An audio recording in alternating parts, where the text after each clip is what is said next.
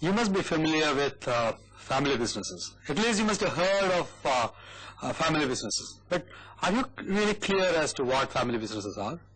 Is there anything called a family business? Family business only means that a family has started the business and family members control the business. Family members run the business. It's largely managed by the members of the family. It doesn't mean that there is something called a family business which is different from the other businesses. The interesting question is, if many of the businesses, in fact all over the world, not only in India but abroad also, most of the businesses in terms of number, if you take, have been started by families, one member or two members. It is continuing, even though we have changed so much, the industrial structure all over the world has changed so much, but entry of families into businesses is still continuing. Sometimes just first generation. Many businesses go through the first generation, second generation, third generation, and so on. So this category of businesses where the families control interest, families control ownership as well as management, has become an important aspect, an important entity. The interesting thing about this group is that their survival often is determined by the conflicts in these family businesses. Conflicts arise for various reasons. One of the problems generally faced is that owning a business is not the same as running it. Management is entirely a different ballgame. And just because I have the money and I can invest in a business doesn't mean that I have the abilities to run that business. That is the basic problem. And this becomes important when the environment becomes very turbulent, when challenges are there, when competition hots up, and when you really have to use special abilities to manage the business. That may not come from owning money or owning the business, which essentially means that owning a business may be different from managing it because of the emerging challenges. And these days, especially in the Indian context, with the process of liberalization, with the process of globalization, with the process of opening up of the Indian economy for competition from outsiders, it is realized that the family businesses are going to face major challenges, primarily because of the clubbing up of ownership and management. Well, by introduction of non-family members or introduction of family members who are trained in management, are these going to solve the problems? We don't know. We have to see. But during the discussion today, probably we will find some answers to some of these questions as well. There are other problems as well. So society is changing rapidly. Over the past century or so, the values in the society have changed. The orientation of people, people's approach, people's the social control norms have undergone changes. Society cannot dictate several things to individuals because individualism is on the rise. And as I think, if I do, then what is the implication on the society? Very often I don't bother to find out. This is not a phenomenon which is noticed only in the society at large. In fact, the roots of these are coming from the families. Within the families, if a hierarchical order was there in the earlier days, if control and decision making was centralized in one individual, things are changing now. People are questioning the authority of the central leadership, the head of the family. They have their own ideas, they have their own ambition, they have their own wishes, which may not go always along with the interests of the head of the family or even the family as such. This essentially means that there are possibilities of conflicts arising. If you translate this argument into the context of business, we find that if the head of the family wants the business to be run in one particular way, that doesn't mean that all the members of the family, all the members of the family who are involved in the business would agree with him. I mean, I know of a case where a transportation company, completely controlled by a family, a second generation boy went for management education, and towards the end of the program he realized that he was not going to go back to the family business, because he felt that what he wanted to do in the business, the sort of changes required in the transportation business, the process of growth that he had envisaged, were not the same as envisaged by his father or uncle or anybody else. So he thought that if he went back, he would not be able to agree with what they were doing or the way they were running the business. These points essentially mean that there is a need to introduce professionalism in management of family business, family controlled businesses, primarily for separating ownership and management, or more to introduce competitiveness in the business, to enable the management to face competition better. That is one. The second is that since the interest groups may be different, a business, if it has a separate entity, there are greater chances of its success. So we have been talking about professionalism. We have been talking about introducing professionalization. But what do we mean by professionalization? It essentially means that decision making is not made on hunches or in a half-facade manner. It essentially means that there are proper systems and procedures in the organizations, and decisions are made according to the laid out procedures. Decision making is based on objectivity. Rational thinking is involved. People who can look at the problem, define the problem, look at the alternatives possible, identify the implications of the alternatives, and then find out and come to a conclusion, come to a solution. This is not because I like that idea or I like that solution specifically. It is because in the context of the business, as per the requirements of the business, this is the best decision, the solution for a problem. That takes us to the next point, that professional organizations should have a strategy, objectives and goals. If the organization has a strategy, and if the organization has decided as to the ways in which it should grow, then it is possible for a manager, whether he is X or Y, to look at the implications of any problem in the context of that objective and look at the alternatives and take a decision. That means that individuals become dispensable.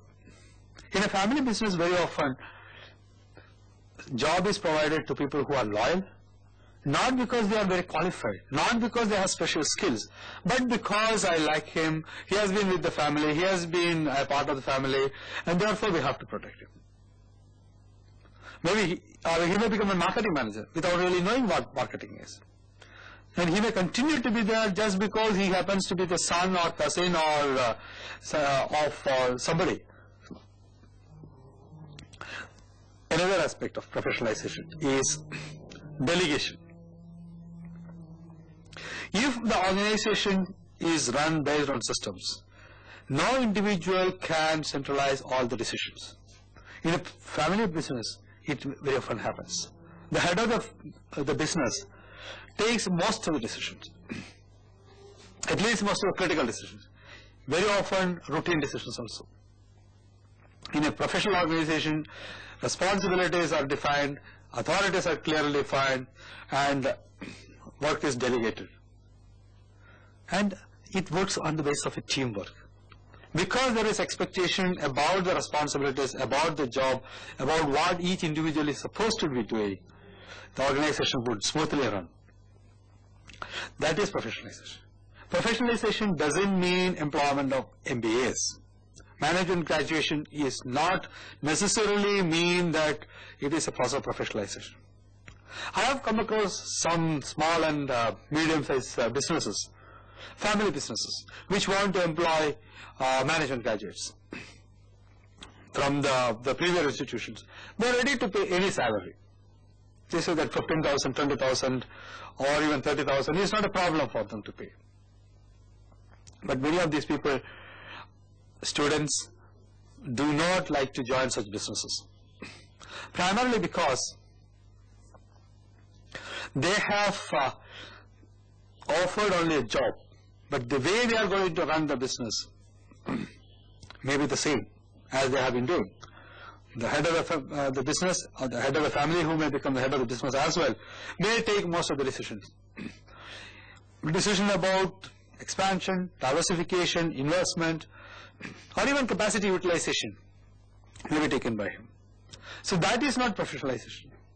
In a sense, professionalization means objective decision making based on appropriate systems and procedures built into the organization. For this, appropriately qualified people are important. Decisions are not made by people just because they are loyal to the organization, or in other words, people are not indispensable. People are dispensable. If one goes, another can come in. So if this is professionalization, and if professionalization which gives a business a separate entity, which gives the business to find an opportunity to develop a personality of its own, different from the personality of the individual who has started the business. Because the strengths, the weaknesses, the opportunities and threats which are available to the business may be different.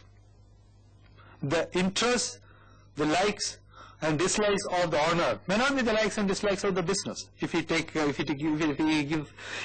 a personality. So how do we achieve this process of professionalization? It's not easy, because introduction of systems and procedures is easy, and I have seen several businesses where computerization has been done, mainly because computer is a fad, and also because some people say that if you have computerized management information system, well, that is the best thing. I visited a company where local area network is for decision making, but it's hardly used. In many businesses, computers are there as ornaments, or at least to calculate the wages, but not used as a source of developing information to meet with the system's requirements, to take appropriate decision. Therefore, introduction of systems may not be good enough, introduction of procedures may not be good enough, introduction of people also may not be good enough. But how are we going to achieve professionalization? It essentially means then is that the culture of the organization is the central thing to be changed. Because the culture of the organization was brought in by the person who started the business. His own assumptions, his own desires, his own values have influenced the culture of the business. And over a period of time, these have been accumulating. And if the culture of the organization has to be changed, we should understand first what culture is and how culture is manifested. And third, what are the patterns of cultures we can notice in a business organization. What is culture? Culture is a manifestation of the values, the ideologies, the beliefs, the thinking, the assumptions of individuals who are involved in it. It is not a single thing. A culture can be looked at different levels. For instance, culture is reflected. What we see as culture is not really culture per se. It is the first layer, the artifacts. There are different artifacts. It can be oral artifacts, the way people talk, that sort of things that are spoken about, maybe the role of the family, the impressions they have about the family members, their capabilities and things like that. The respect people have about the management. There are physical artifacts like the building, the layout, location of the factory, location of the office of the head of the organization, location of the offices of the members of the family, There can be behavioral artifacts, like the way they talk, the way they behave with people. That they means the members of the family vis-a-vis non-members of the family. So these are artifacts of the culture. And artifacts are based on perspectives. Perspectives lead to values. Values are behaviors. Values are reflections of the behavior of the individuals in terms of the goals, the ideals and beliefs they have. And depending on the values, we have to decide the perspectives, and perspectives determine the artifacts. So going back, values are based on the assumptions. Assumptions of the individuals, assumptions about the way they should be behaving, assumptions about the company, assumptions about the products and markets they must be having, the assumptions about the type of people who should be employed in the organization, assumptions about the time, the perspective, whether we are talking about the present, whether we are interested about the future, assumptions about growth, and all these things. So a variety of assumptions influence the formation of values, and which again leads to the development of perspectives, which are manifested in the behavior of individuals in specific contexts, and then artifacts. So culture consists of 4 different layers. But once we understand that this culture consists of different layers, the essential thing is that we have to worry about the assumptions. What is the configuration? What is the way culture is configured within the organization? What are the basis of these assumptions? And what are the assumptions which have be contributed to the culture? So if you look at the patterns of culture in different organizations, in different family-run businesses, we find that a variety, a huge range is there. Maybe one end, maybe the paternalistic culture, laissez-faire culture is there, participative culture is there, and then professional culture. What is this paternalistic culture? In the paternalistic culture, the head of the organization takes every decision. He is a taskmaster. He is an autocrat. He takes some risks, but he doesn't trust anybody wholly. He may delegate some work, but he is very suspicious. But at the same time, he is very benevolent. If there is a problem, say for instance, if an employee meets with an accident, even if there is no scheme there is no provision in the company to provide for anything, he may pay some money. But at the same time, he treats people as if he is the parent and the others are kids. Some of the employees, maybe 40 or 50 years, 55 years old, they may not like being treated as kids by an owner, by a head of the business who is much younger than him or about the same age. So these problems are there. So in a paternalistic culture, decisions are centralized, maybe from buying from pin to a plant and machinery, everything is centralized. It has its own problems because the decision is centralized. He doesn't have the ability, he doesn't have the quality, he doesn't have the skill to evaluate all decision-making situations, and he doesn't have the time also, which means that many of the decisions may be affected, which may mean that things are not happening in time, and all these problems may be there. At the same time, the control is with a single individual. In a laissez-faire setup, things are a bit different. Control is with the central, the head of the family. That's right. But he consults. Strategic decisions are taken by him. Many of the operational decisions are delegated. In some of the factories, you might have seen that the owner comes maybe once a day. He comes in the morning, spends half an hour, 1 hour there, and then talks to the people, find out what is the production, what is the level of inventory, whether there are any problems, whether there is any inquiry about new orders or things like that. And he leaves everything to his supervisor, who may be a trusted person, a loyal person. And he may come back maybe in the evening or the next day, which essentially means that many of the operational decisions are allowed to be taken by his subordinates. The third level is participative. This is much more theoretical than real. In family-run businesses, participative decision making, where employee as well as the owner sit on equal level, equal pedestal, that doesn't happen always. It hurts the ego of the entrepreneur.